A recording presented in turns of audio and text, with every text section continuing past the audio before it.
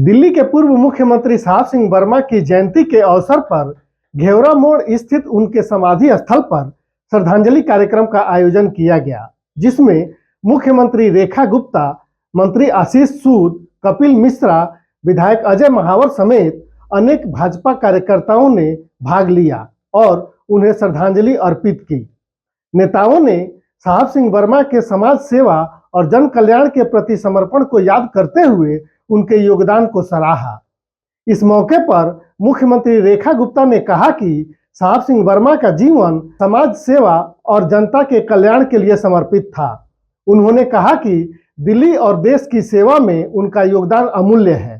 साहब सिंह वर्मा ने अपने संकल्प, मेहनत और जन कल्याण नीतियों से समाज को एक नई दिशा दी।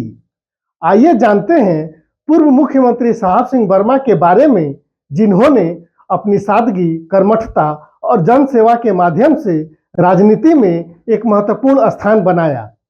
साथ ही दिल्ली में भाजपा की जमीन तैयार करने में अहम भूमिका निभाई। साहब सिंह वर्मा का जन्म 15 मार्च 1943 को दिल्ली हरियाणा सीमा पर स्थित मुंडका गांव में एक जाट परिवार में हुआ था।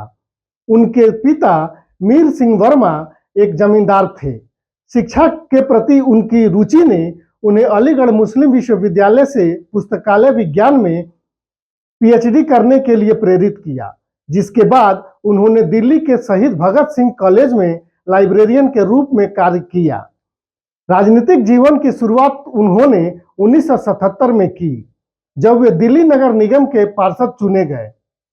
1993 में वे शालीमार बाग विधानसभा क्षेत्र से विधायक बने और मदन लाल खुराना की सरकार में शिक्षा एवं विकास मंत्री का पद संभाला।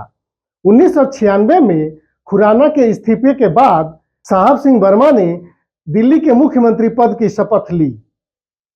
मुख्यमंत्री के रूप में उन्होंने दिल्ली के ग्रामीण क्षेत्रों के विकास पर विशेष ध्यान दिया, जिससे भाजपा को गांव देहात में मजबूत समर्थन मिला। उनके कार्यकाल के दौरान प्याज की बढ़ी कीमतें एक बड़ा मुद्दा बनी, जिससे उनकी सरकार को आलोचनाओं का सामना करना पड़ा। उनके बयान, जिसमें उन्होंने कहा था कि गरीब आदमी तो प्याज नहीं खाता है, ने विवाद को और बढ़ा दिया।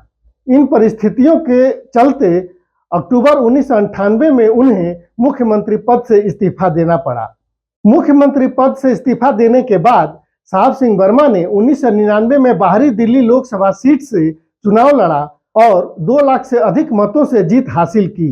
2002 में अटल बिहारी वाजपेयी की सरकार में उन्हें श्रम और रोजगार मंत्री नियुक्त किया गया।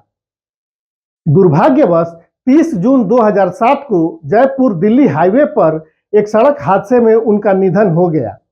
वे सीकर जिले के नीम का थाना में एक विद्यालय की आधारशिला रखकर दिल्ली लौट रहे थे जब यह हादसा हुआ।